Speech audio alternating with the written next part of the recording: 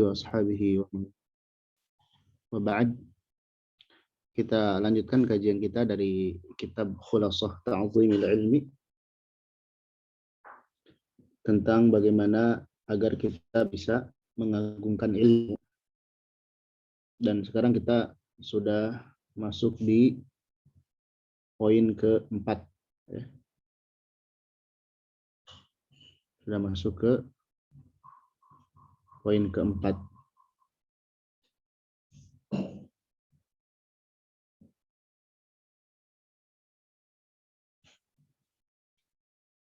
Layarnya sudah nampak? Sudah Ustaz, alhamdulillah. Udah full kosong ya? Iya, sudah full. Baik. Sebelum kita lihat teks Arabnya, yang keempat ini kita akan mempelajari tentang prioritas ilmu apa saja yang harus kita pelajari. Ya. Jadi kemarin kan kita disarankan untuk semangat dalam belajar. Nah sekarang apa yang harus kita pelajari? Ya. Jadi prioritas ilmu yang dipelajari. Prioritas ilmu yang dipelajari.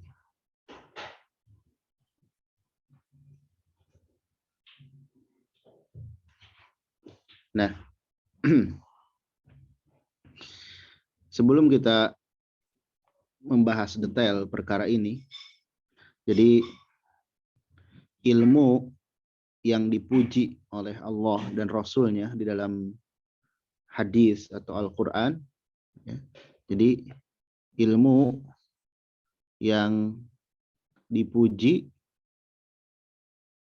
oleh Allah dan Rasul-Nya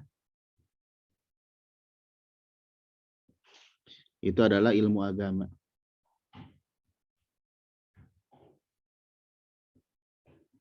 Ilmu agama. Jadi ketika Allah menyebutkan menuntut ilmu itu jalan menuju surga, yang dimaksud adalah belajar agama. Ketika Nabi menyebutkan siapa yang Allah kehendaki kebaikan agar akan dipahamkan oleh agama, akan dipahamkan di dalam agama. Kemudian Allah juga memberikan hikmah kepada orang yang dikehendaki. Maksudnya ilmu. Allah akan mengangkat derajat seorang yang berilmu, itu maksudnya orang yang berilmu agama. Yang memiliki pengetahuan di dalam agama kita. Bukan ilmu yang selainnya. Bukan ilmu yang selainnya. Maka para ulama membagi ilmu itu ke dalam beberapa bagian. Ya. Ini pendapat pertama, ya. Atau kita sebutkan saja pendapat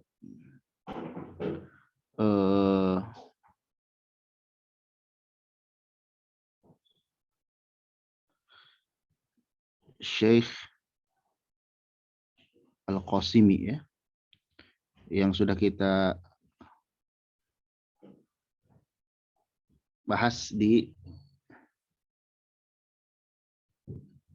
Adab Daris wal Mudaris.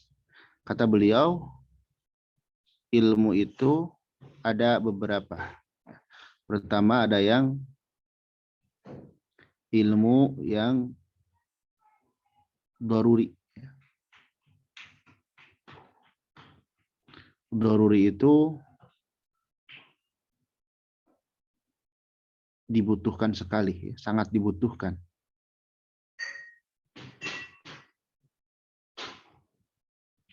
Sangat dibutuhkan. Kalau tidak, itu akan celaka. Seperti tentang ilmu akidah, ibadah, muamalah, dan amalan hati.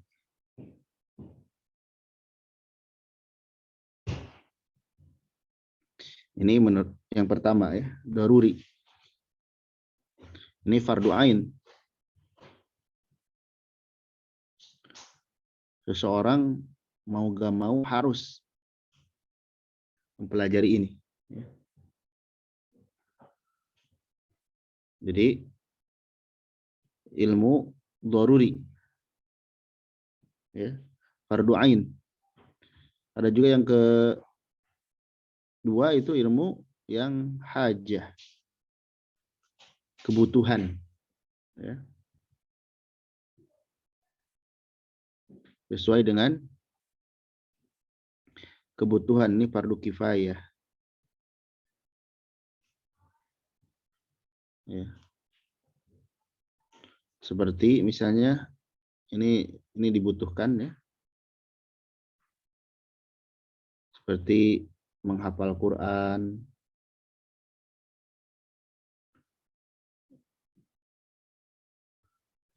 terus belajar ilmu alat,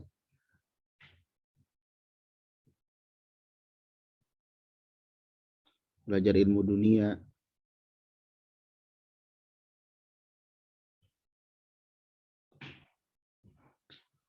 Itu hajah, ya, fardu kifayah. Ada juga ilmu yang sifatnya sunnah atau tambahan, ya. Ilmu penghias. Nah, ini yang menjadi pakar di bidang ilmu tertentu, ya. Di bidang ilmu tertentu.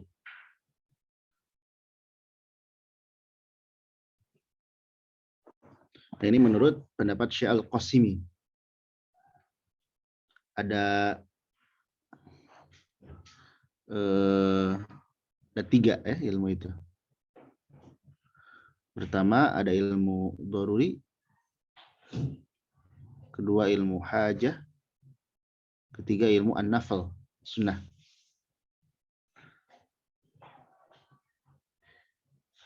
Adapun di sini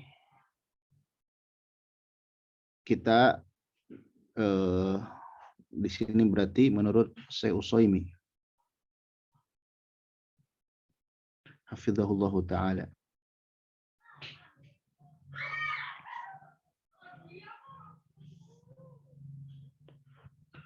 Menurut Syekh Utsaimin, kalau mau ditulis ini tulis dulu, ya. Silahkan. Mau ditulis atau di screenshot.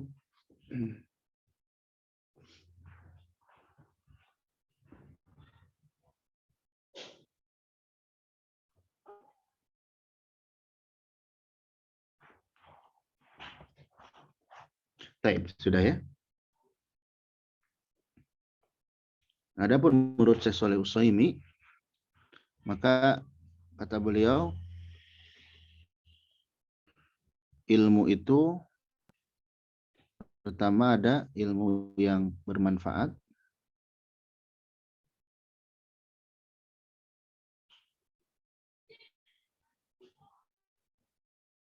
yang kedua ilmu yang tidak bermanfaat,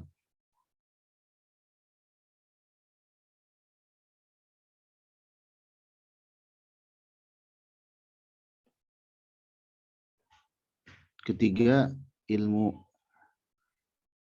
yang membantu,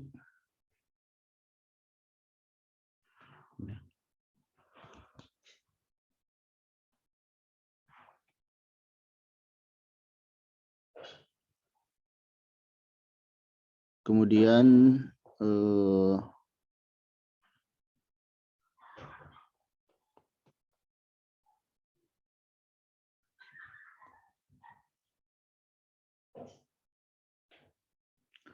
ilmu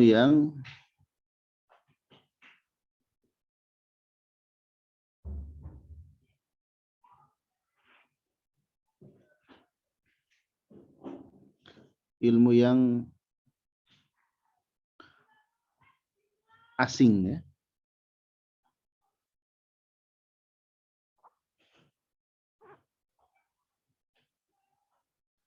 ilmu yang asing atau ilmu yang tidak berhubungan dengan agama.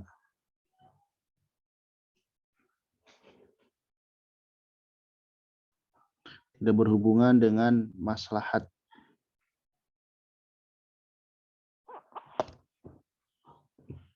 Ilmu yang bermanfaat itu ilmu yang berasal dari Al-Quran dan hadis. Al-Quran dan As-Sunnah. Kalau sumbernya dari Al-Quran dan As-Sunnah, itulah ilmu yang bermanfaat. Ilmu yang tidak bermanfaat, ilmu yang selain dari Al-Quran dan Sunnah.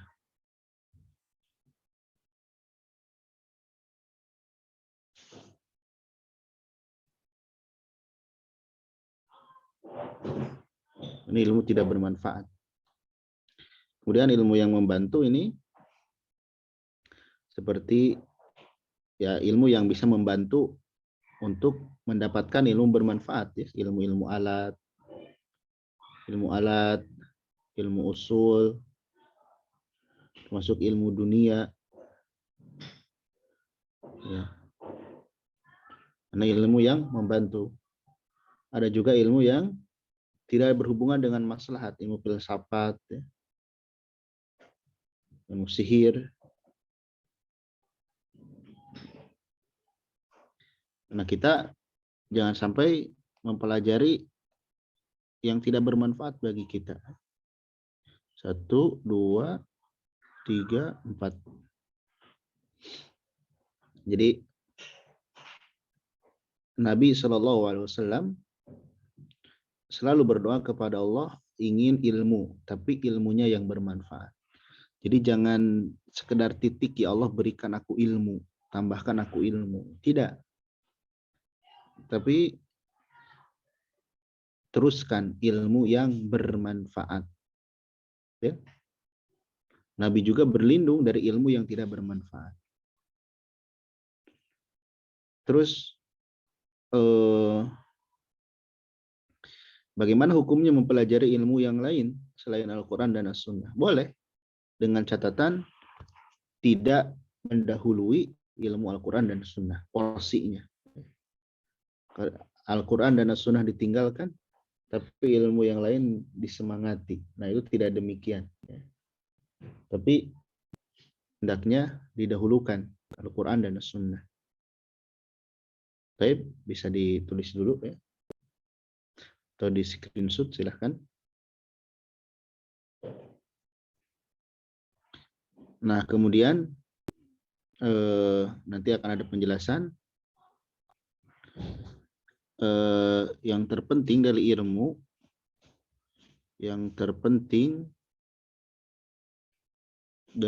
ilmu, itu adalah keberkahannya.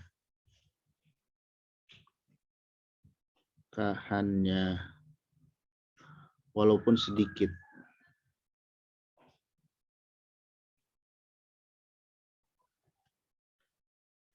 Sedikit, bukan hanya banyaknya.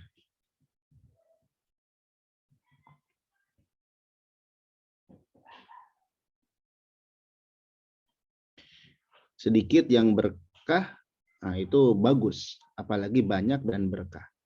Cuman yang paling pokok dari ilmu itu keberkahannya ini. Ya. Makanya nanti kita jangan kemudian takjub dengan orang-orang yang Allah berikan kecerdasan yang luar biasa. Tapi menyimpang ya, dari pemahaman yang sebenarnya. Tapi lihat keberkahannya. Dan jangan menyepelekan ilmu-ilmu yang sedikit. Ya. Taib. Nah, itu pengantarnya.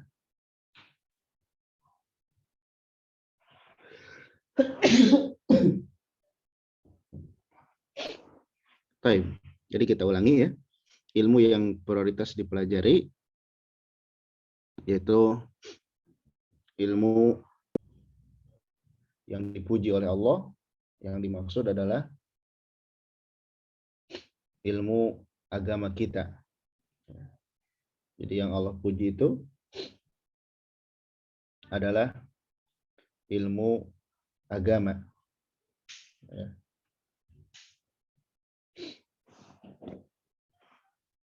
Kemudian pembagian ilmu menurut sebagian ulama, di sini ada menurut Syekh Al-Qasimi rahimahullah, dan sudah kita bahas ya, kitabnya. Itu ada ilmu yang doruri, yang sangat dibutuhkan. Kalau tidak ditempuh akan celaka kita. Doruri itu darurat, sangat dibutuhkan, dan kalau tidak itu akan celaka. Seperti ilmu akidah, ibadah, muamalah, kemudian amalan hati. Ini fardu ain, wajib individu. Kemudian ada ilmu yang hajah, kebutuhan. Ini fardu kifayah, artinya jika sudah ada yang mewakili maka gugur kewajibannya. Seperti menghafal Al-Quran, belajar ilmu alat, kemudian belajar ilmu dunia. Kemudian ada juga sunnah, penghias, yaitu kita menjadi pakar di bidang ilmu tertentu. Menjadi pakar di bidang ilmu tertentu. Adapun menurut Syekh Shalih Utsaimin yang akan kita bahas sekarang, ilmu itu ada ilmu bermanfaat, yaitu yang bersumber dari Al-Quran dan Sunnah. Ada ilmu yang tidak bermanfaat, yang selain dari Al-Quran dan Sunnah. Kemudian ada ilmu yang membantu, yaitu ilmu alat, ya. Ilmu usul, ilmu dunia. Ada juga ilmu yang tidak berhubungan dengan maslahat seperti filsafat, sihir, dan ini harus dijauhi. Kemudian yang terpenting dari ilmu adalah keberkahannya, walaupun sedikit, bukan hanya banyaknya. Baik, sekarang kita masuk ke pembahasan.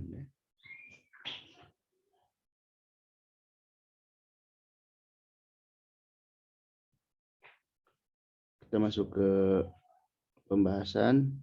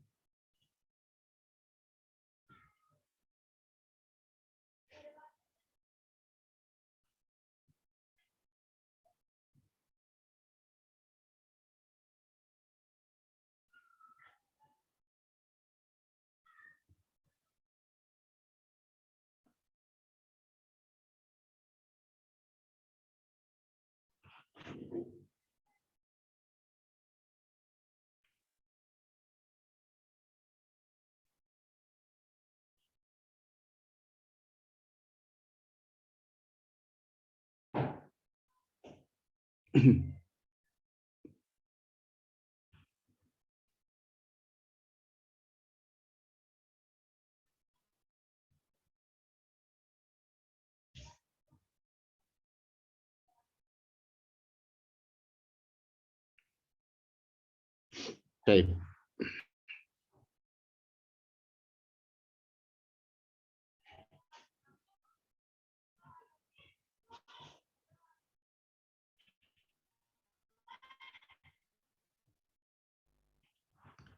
Di sini dikatakan al-ma'kin rabi, pokok yang ke-4, ya, yaitu sorful himmah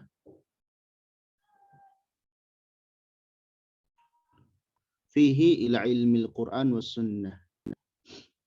Jadi mengarahkan semangat itu untuk ilmu Al-Quran dan Sunnah. Jadi kita harus semangat, dan semangat kita diarahkan untuk mengetahui ilmu Al-Quran dan Sunnah.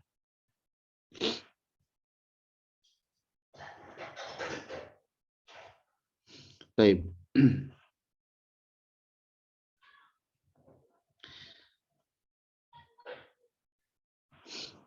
Kata beliau, inna kulla ilmin nafi'in, sesungguhnya setiap ilmu yang bermanfaat,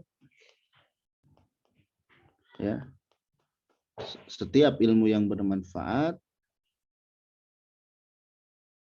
maradduhu, sumbernya adalah ila kalamillah wa kalami Rasulillah sallallahu alaihi wasallam. Jadi rujukannya adalah kalamullah dan kalam Rasul sallallahu alaihi wasallam. Di sini beliau menyebutkan pembagian ilmu. Ilmu bermanfaat. Ya. Kemudian wabakil ulum, adapun sesisanya, maka ada dua kemungkinan. Ya. Pertama, wabakil ulum, sesisanya itu imma khadimun, yang membantu,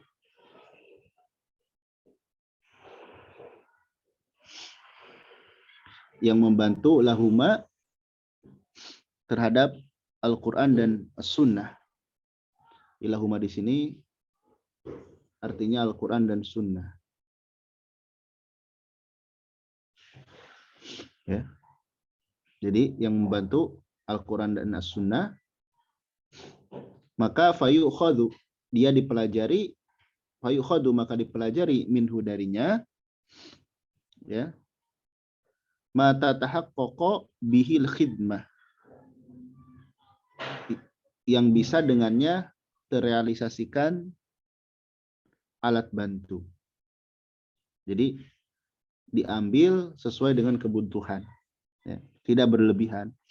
Ada orang yang belajar ilmu alat tapi kebablasan sehingga dilupakan Al-Quran dan hadisnya. Padahal tujuan dari mempelajari ilmu alat itu untuk memahami Al-Quran dan hadis. Ya. Nah, ini ilmu yang ngebantu. Ya. Kemudian yang ketiga, au ajnabi anhuma, ilmu yang tidak ada hubungan dengannya, darinya.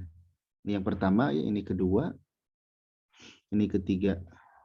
Walaupun tadi Anda tambahkan ilmu yang tidak bermanfaat, karena itu ada keterangannya. Fala yadurul jahlu bihi, maka tidak bahaya bodoh terhadapnya. Maksudnya nggak apa-apa kita nggak tahu juga. Nggak tahu juga nggak apa-apa terhadap ilmu yang tidak ada hubungannya itu. Ya. Kemudian kita lihat di sini.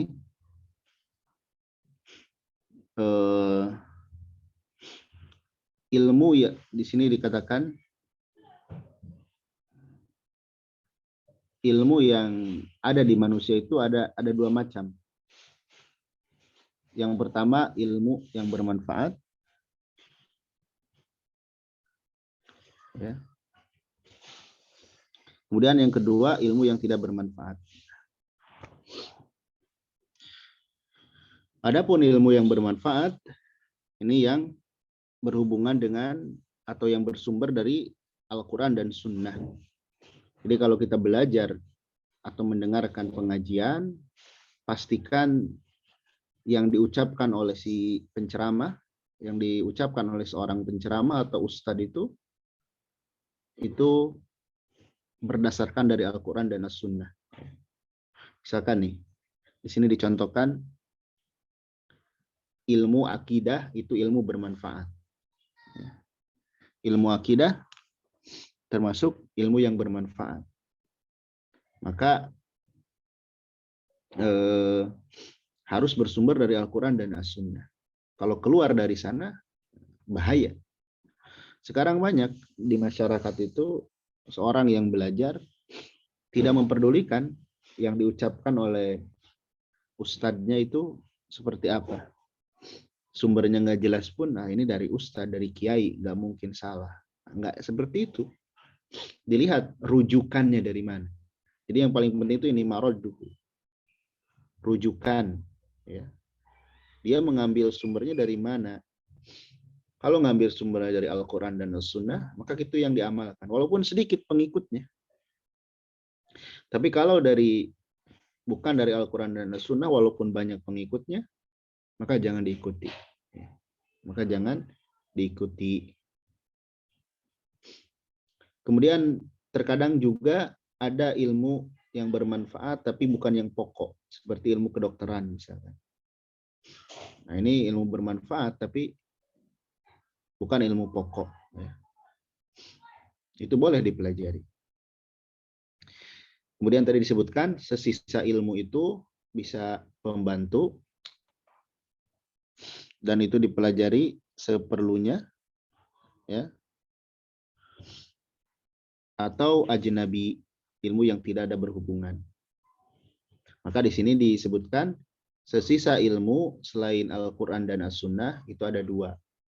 Pertama, ilmu pembantu. Kedua, ilmu yang tidak ada berhubungan. Ilmu yang membantu seperti ilmu nahwu, ushul fikih, maka diambil dari kita belajar nahwu, belajar ushul fikih, ya. Tujuannya apa? Tujuannya ini, agar kita bisa bermanfaat untuk ini, memahami Al-Quran dan Sunnah. Ya. Jadi ingat, belajar nahwu, ushul fikih, shorof, tajwid dan sebagainya, tujuannya harus ke sini. Jangan kita menganggap belajar ilmu nahwu, ushul fikih, tajwid itu puncak. Enggak. Pokoknya ke sini, ke ilmu Al-Quran dan Sunnah. Ya. Maka di sini disebutkan jangan sudzur al-mushkilah wal furu' al-mutawwilah. Artinya jangan berlebihan. Ya. Di dalam ilmu yang membantu itu.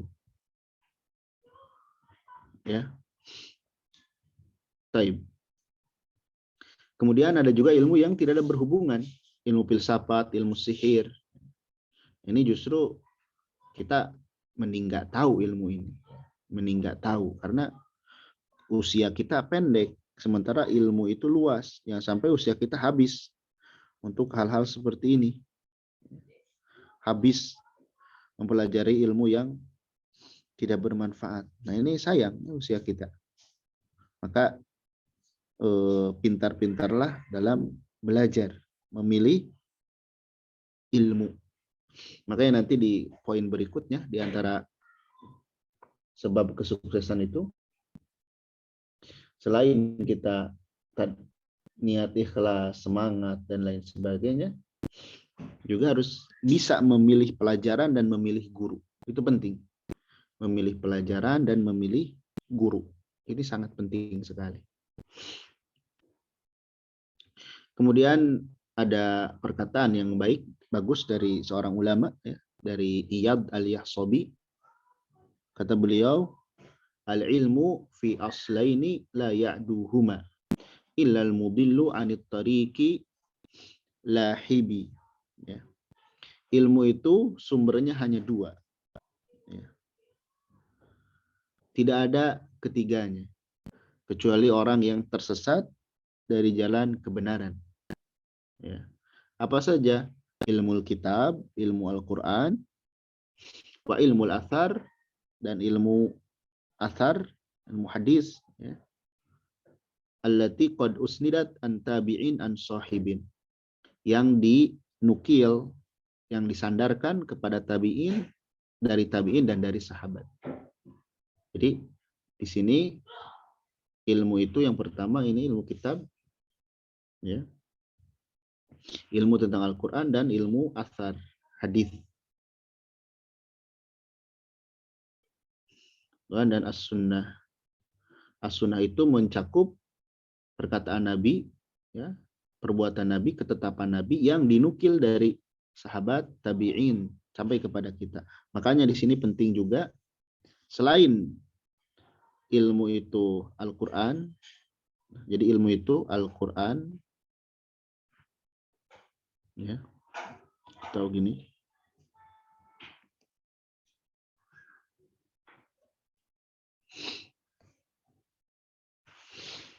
ini penting ya, ilmu.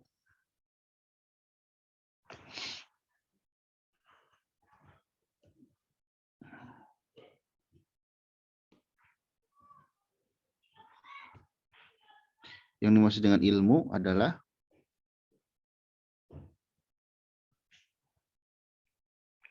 yang diambil dari ilmu agama, maksudnya yang diambil dari Al-Quran dan As-Sunnah berdasarkan pemahaman para sahabat.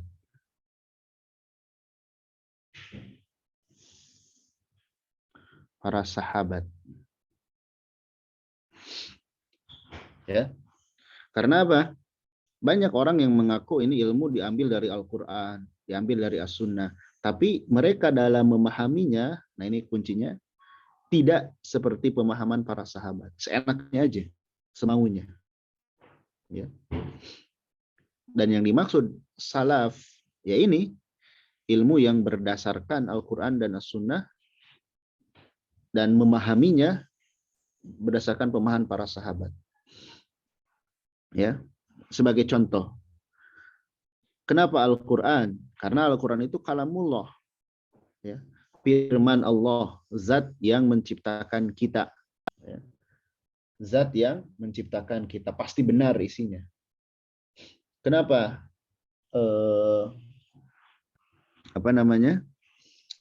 As-Sunnah Rasul SAW. Karena Al-Quran diturunkan kepada Nabi. Dan Nabi diberikan wewenang untuk mengajarkan agama kepada umat. Diberikan wewenang untuk menetapkan syariat. Kalau kita manusia biasa atau kiai, nggak bisa menetapkan syariat. Kalau Nabi diberikan kewenangan untuk menetapkan syariat. Terus Nabi mengajarkan Al-Quran dan As-Sunnah itu kepada siapa? Kepada para sahabat. Jadi para sahabat ini murid langsung dari Nabi.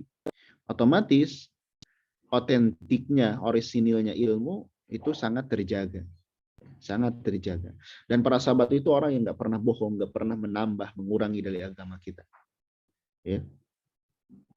Kemudian asar para sahabat itu, jejak-jejak mereka, perkataan-perkataan mereka sudah dihimpun oleh para ulama.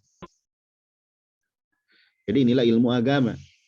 Ilmu yang diambil dari Al-Quran dan As-Sunnah berdasarkan pemahaman para sahabat. Para sahabat yang merupakan salafus shalih.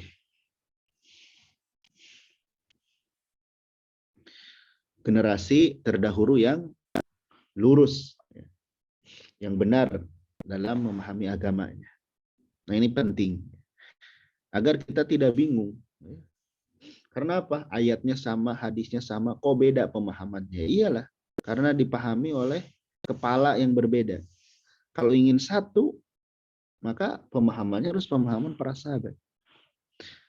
Nabi SAW pernah bersabda kepada salah seorang sahabat, kata beliau, jalan yang lurus itu satu, katanya gini. Beliau menggaris satu. Kemudian di pinggirnya beliau membuat banyak-banyak garis. Ya, banyak-banyak garis. Kata Nabi, Islam itu satu. Dan akan banyak jalan-jalan di pinggirnya. Dan setiap di jalan ini pasti ada orang yang menyerunya, mengajaknya. Ya.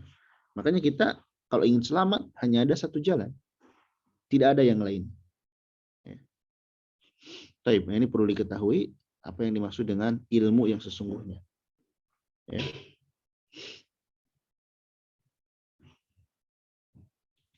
Baik. Kemudian kata beliau, waqad kana hadza huwa ilmu salaf alaihim rahmatullah. Inilah ilmu salaf.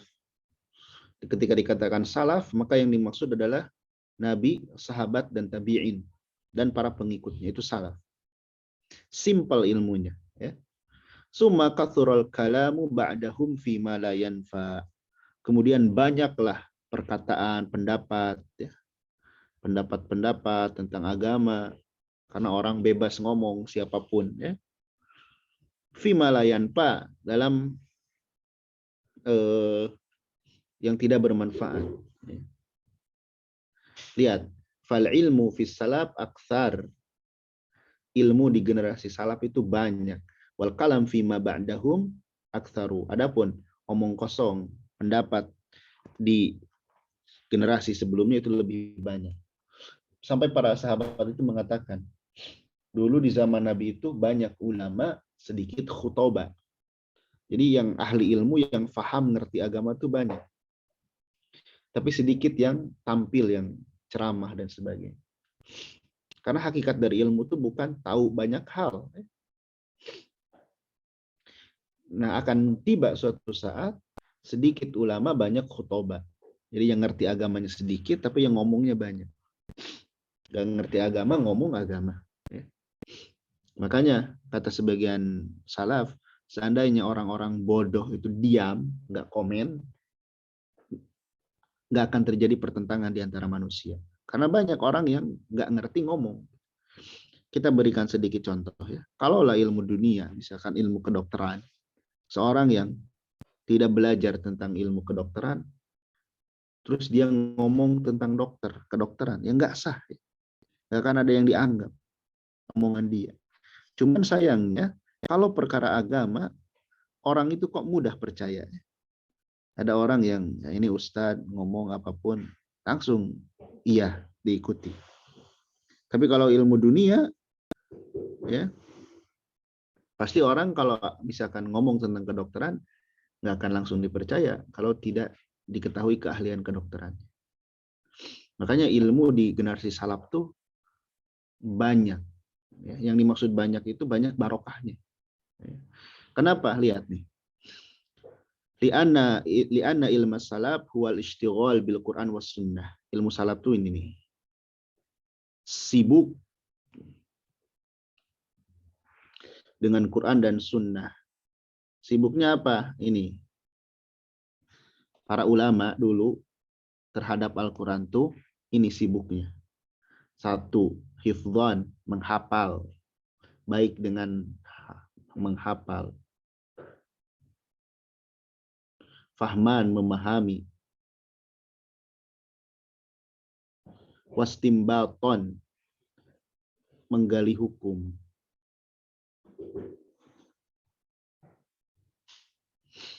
Ini generasi salaf. Ya. Jadi Al-Quran dan As-Sunnah itu dihafal, difahami, dan digali hukumnya kemudian diamalkan. Ya. Adapun yang sekarang, nah ini banyak pendapat, kemudian terhadap sesuatu yang tidak dibutuhkan. Ya. Ini zaman sekarang. Makanya kalau kita ingin benar dalam belajar, ya, dalam belajar sebuah ilmu, maka fokus di Al-Quran dan Sunnah. Ya, fokus di Al-Quran dan Sunnah. Fokusnya apa? Lihat, hafalan, pemahaman, dan penerapan. Penerapan hukum, penerapan amal. Nah, ini fokus. Kalau kita ingin dapat ilmu yang bermanfaat. Keluar dari jalur sini, nggak akan dapat apa-apa kita. Habis waktu kita. Makanya kalau ngaji yang benar itu, pasti ada sesuatu yang dihafal, ada sesuatu yang dipahami, ada sesuatu yang diterapkan. Bukan sekedar hadir saja. Bukan sekedar menyimak saja. Jadi kalau kita ingin naik kelas dalam dunia ilmu, kualitas diri kita ingin naik, ya, kita lihat, hafal, pahami, dan terapkan secara hukum. Ya. Maka kita akan naik kelas, akan meningkat kemampuan diri kita. Adapun ketika kita melewatkan hal ini, langsung belajar ilmu yang tidak ada bermanfaat dan sibuk dengannya, ya ini akan tergilas. Makanya di antara perkara yang mengherankan, kata sebagian para ulama, ilmu dasar yang tidak dipelajari di permulaan belajar akan asing ketika kita mulai belajar. Misalkan ilmu itu sebetulnya kita pelajari di TK. Tapi karena waktu TK kita tidak belajar, pas kita udah tua, baru mendengar seolah ilmu itu baru. Padahal ilmu itu udah lama, cuman kitanya aja yang nggak belajar. Ya. Nah, ini pentingnya kita belajar. Jadi, generasi salaf itu sibuk dengan Al-Quran dan As-Sunnah. Menghafal, memahami, dan penerapan. Ya. Taib. Qala Hamad bin Zaid, qultu li Ayyub as-Sakhtiyani. Hamad bin Zaid berkata, aku berkata kepada Abu Ayyub as-Sikhtiyani, beliau bertanya, ya, al ilmu yauma aksaru au fima taqaddam. Apakah ilmu lebih banyak sekarang atau lalu, masa lalu? Lebih banyak sekarang atau lalu? Maka kata beliau, al kalamul yauma aksar. Pendapat hari ini atau penjelasan, ya, penjelasan panjang lebar itu banyak. Adapun inti ilmu fima taqaddam, generasi terdahulu itu yang lebih banyak. Jadi kalau sekarang tuh lebih banyak penjelasan, inti ilmunya kadang dilupakan. Jadi yang dimaksud kalam itu ini bayan, penjelasan. Sehingga manusia itu berpaling dari ilmu yang hakikatnya. Tapi kalau yang dulu itu singkat, cuman maknanya banyak. Ini misalkan ya, salah satu contoh. Allah menyebutkan dalam surah Al-A'raf, sa'asrifu an ayati alladziina yatakabbaruna fil ardi bighairil haqq. Aku akan memalingkan orang-orang yang sombong dari ayat-ayat Allah. Maksudnya apa dipalingkan itu? Ini yang dimaksud dipalingkan adalah mereka dihalangi, Allah menghalangi mereka dari memahami Al-Quran. Singkat dan benar maknanya. Orang yang sombong itu mungkin hafal Al-Quran, tapi tidak paham, tidak ngerti. Bahkan pemahamannya keliru. Kemudian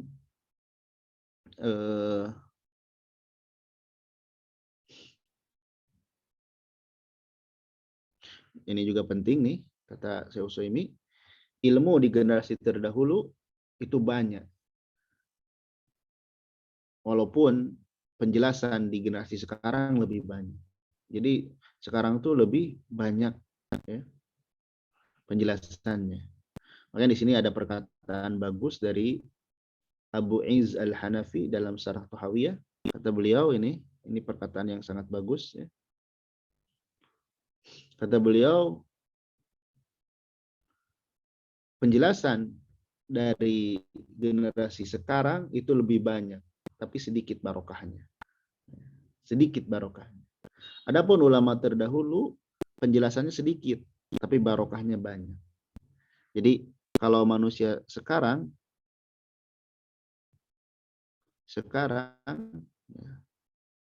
ini panjang lebar, tapi sedikit barokah. Sedikit barokahnya. Ngomong gitu panjang lebar. Sedikit berkahnya, nggak bisa diamalkan, nggak bisa dipahami. Kalau manusia dulu atau ulama dulu, ya, dahulu, itu bedanya singkat. Singkat penjelasannya, tapi banyak berkahnya.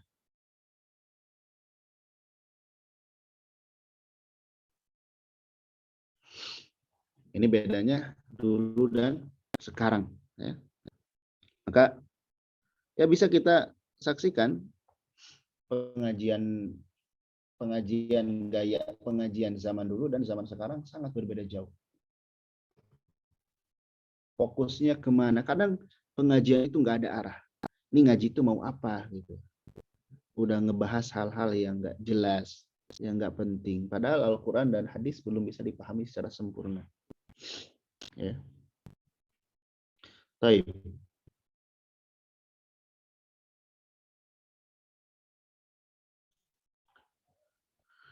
Kemudian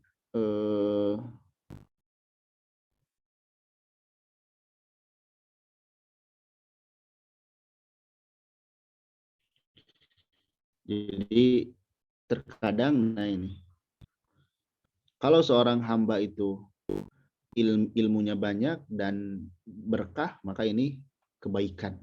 Ada orang yang sekarang ilmunya banyak, juga pendapatnya bagus, ini kebaikan. Ada juga orang yang hanya bisa retorika aja. Jadi kalam itu retorika tadi. Pendapat itu retorika maksudnya. Nih, retorika itu kadang menjadikan diri itu takjub. Wah, ini enak ceramahnya, enak ceramahnya. Padahal nggak ada isinya. Ya. Padahal nggak ada isinya.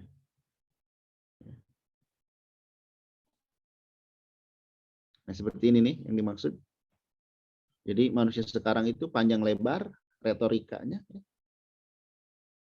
Retorika, enak, ceramahnya enak sekali nih.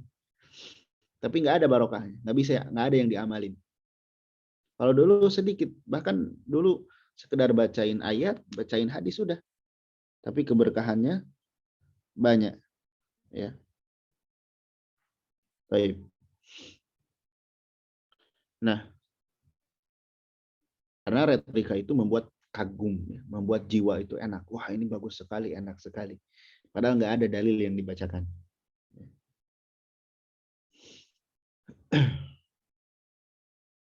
Nah, ada kesalahan para pelajar. Ini katanya jangan hadir ke majelisnya ulama-ulama senior, karena ulama senior itu sedikit retorikanya, penjelasannya sedikit. Adapun yang masih muda katanya ini masih semangat,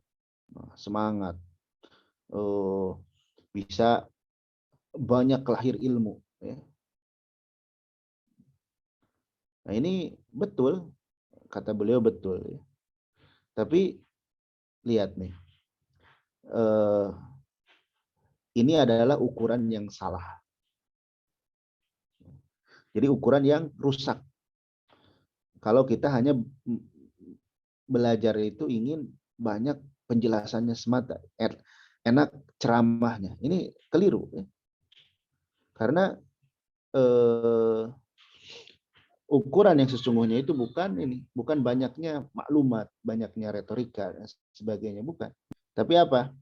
Ini di adanya barokah dari guru itu walaupun sedikit retorikanya. Seperti ini nih, kibarul ulama, ulama yang sudah sepuh, ya, mereka terhimpun ilmu, kemudian senior walaupun sedikit retorikanya. Kenapa? Walaupun dengan sedikit ini tuftahulakal barokah, akan barokah itu akan terbuka, ya, dan akan memudahkan mengambil ilmu. Nah, ini kerasa, ya. Ini kerasa sekali kita belajar di hadapan para ulama yang senior, sedikit sekali menjelaskan, bahkan kadang tidak dijelaskan. Tapi keberkahannya luar biasa. Maka ini sebagai contoh, ya.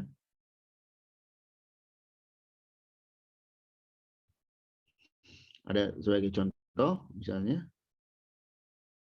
Nah, ada sebagian fenomena di zaman sekarang, orang yang menyepelekan ilmu. Orang yang menyepelekan ilmu, misalkan ini, ada orang yang mencela karena banyak mengurang pelajaran kitab. Jadi, misalkan nggak ngebahas itu lagi, itu seolah-olah aib. Padahal tidak. Kalau itu ilmu pokok, maka hendaklah terus dipelajari. Ini sebagai contoh, ya. Kita lihat nih. Ini Syekh bin Baz rahimahullah. Lihat.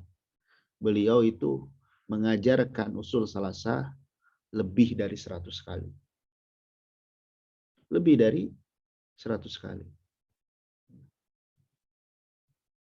Kalau kita kadang baru tamat sekali, udah cukup. Ambisi kita langsung ingin ilmu tua ke yang ilmu yang tinggi. Ingin langsung menguasai kitab-kitab besar. Sementara yang basicnya, yang dasarnya tidak dikuasai. Padahal misal ini ilmu akidah, usul salasah itu manfaatnya banyak sekali. Lebih dari 40 syarah yang menjelaskan tentangnya. Maka hendaklah tidak seperti itu.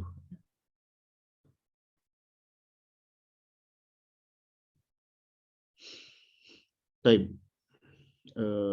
Sudah selesai ya. Jadi intinya kita hendaknya bisa memprioritaskan belajar itu kepada Al-Quran dan As-Sunnah,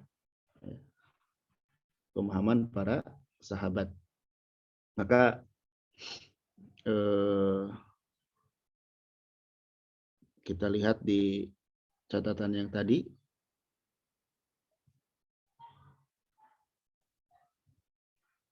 ini sudah tadi kita tulis ya, prioritas ilmu daruri dan selainnya. Dan kalau kita simpulkan lagi ya, bukan yang terpenting dari ilmu adalah keberkahannya, walaupun sedikit, bukan hanya banyaknya. Kemudian yang terpenting juga dari ilmu itu ya,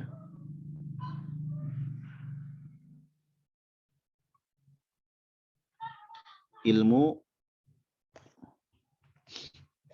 bukan sekedar retorika ya.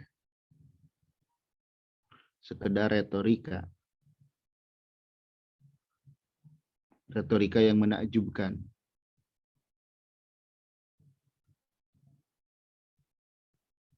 Tetapi dari mana sumber perkataannya itu?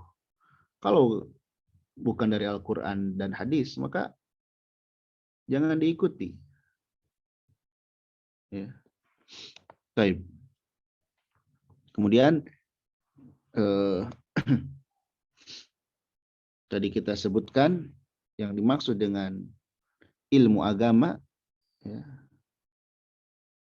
tadi sudah kita jelaskan, adalah ilmu yang diambil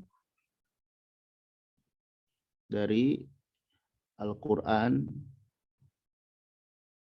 dan As-Sunnah berdasarkan pemahaman para sahabat,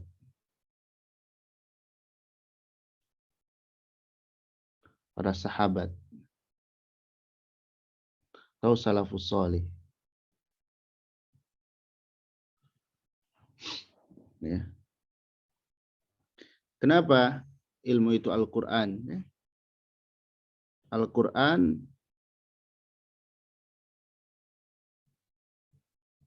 adalah ucapan Allah yang benar, yang menuntun kepada kebaikan.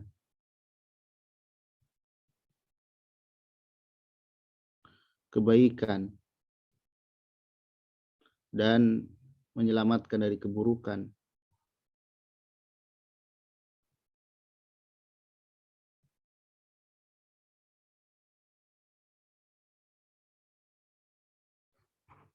Ya. Kenapa Al-Quran? Karena Al-Quran kalamullah, ucapan Allah Subhanahu wa Ta'ala.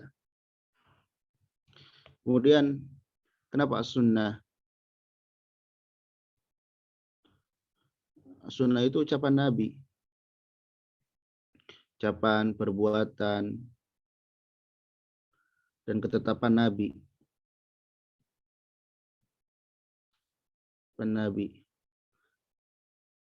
Nabi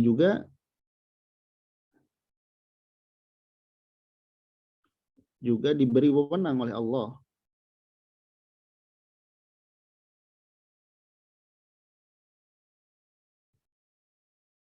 untuk menjelaskan agama,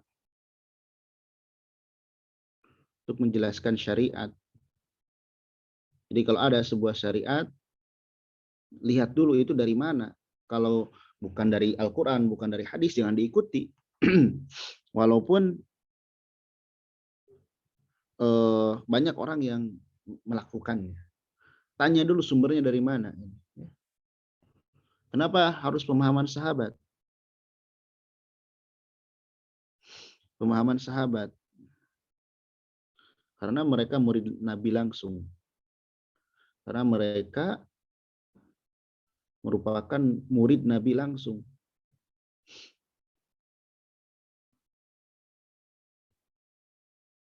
Mereka lebih paham terhadap agama.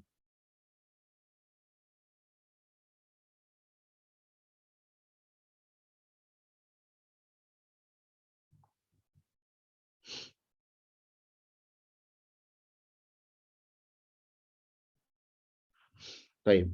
Nah, ini yang dimaksud ilmu. Kenapa Al-Quran, kenapa As-Sunnah, kenapa pemahaman sahabat. Ya. Silakan bisa di screen dulu.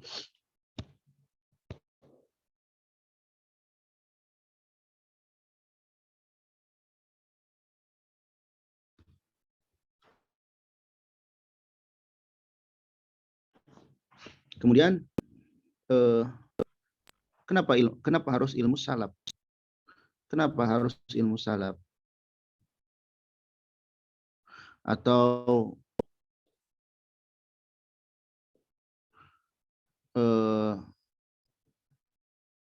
ciri ilmu salaf, yaitu fokus, sibuk dengan Al-Quran dan As-Sunnah, baik dari sisi hafalan, pemahaman,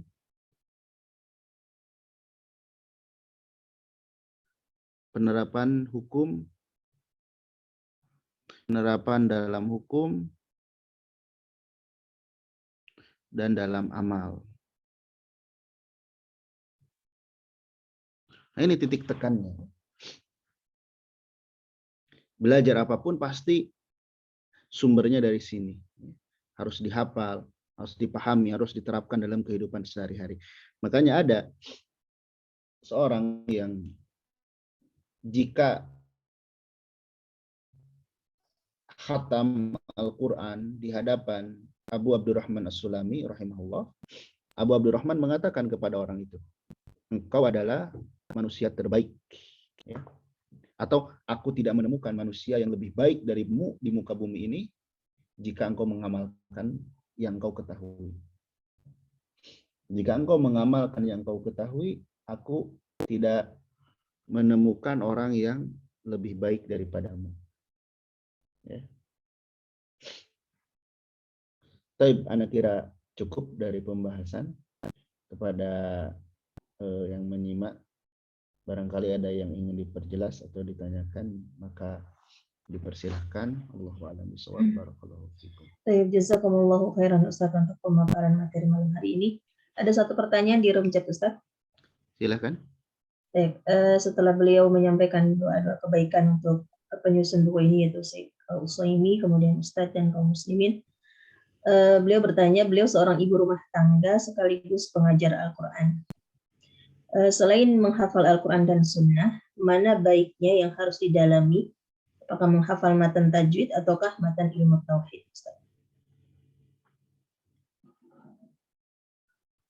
Baik.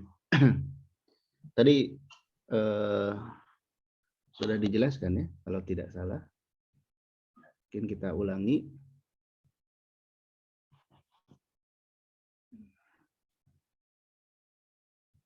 Nah, di sini sudah ada ilmu itu ilmu daruri.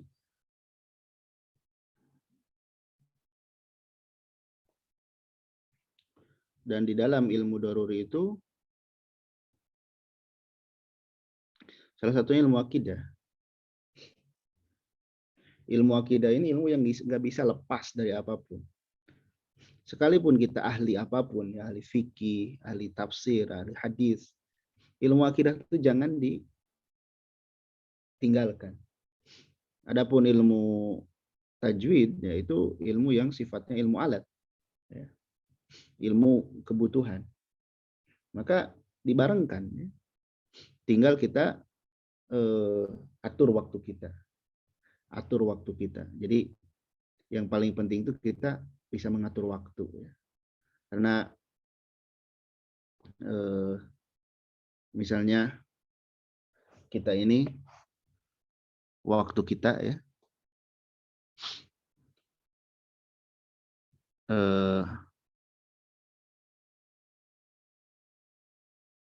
mengatur waktu, ya. Pertama ada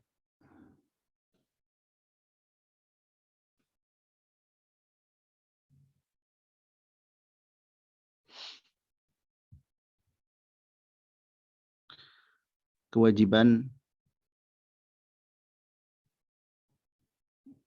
kepada Allah secara langsung.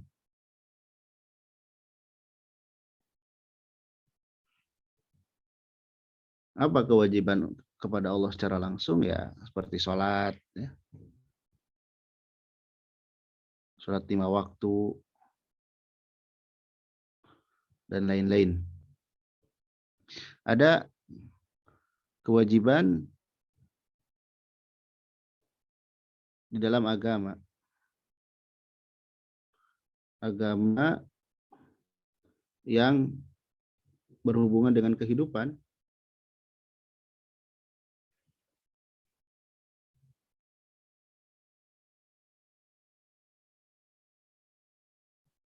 Seperti misalnya apa? Belajar, bekerja, itu wajib, ya. Terus menunaikan amanah,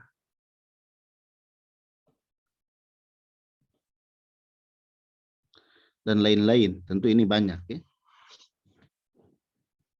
Belajar di sini atau mengajar. Atau mengajar di menunaikan amanah bisa. Tinggal ini kita kondisikan, menunaikan amanah kita sebagai seorang istri, kondisikan, ya. Tinggal kita pintar-pintar mengatur waktu. Terus ada juga waktu itu yang mubah, ya. Seperti misalnya istirahat, ya. Kemudian makan, itu hal-hal yang mubah.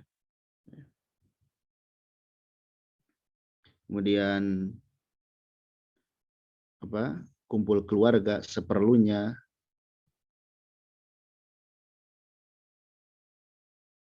Ini mubah. Seperlunya, tapi jangan kebablasan. Kumpul keluarga, lupa daratan, lupa waktu. Ada yang ya sia-sia atau sia-sia, nggak jelas. Atau ya nggak manfaat, ya. Nggak manfaat. Ini dipakai yang nggak jelas. Nanti ini rugi orang ini. Merugi. Allah bersumpah demi waktu, ya. Tinggal yang 24 jam ini kita bagi, ya. Berapa jam untuk istirahat, berapa jam untuk ibadah, dan selainnya. Nah, di sini nih, di pembagian ini, orang yang nggak bisa. Kalaupun bisa, dia nggak komitmen. Nggak komitmen. Nggak istiqomah. Nah, type. Seperti itu, ya. Allahu a'lam bishawab. Nah. Ya, Ustaz Barakallahu fikum. Barangkali ada umahat lain yang ingin bertanya, silakan langsung open mic.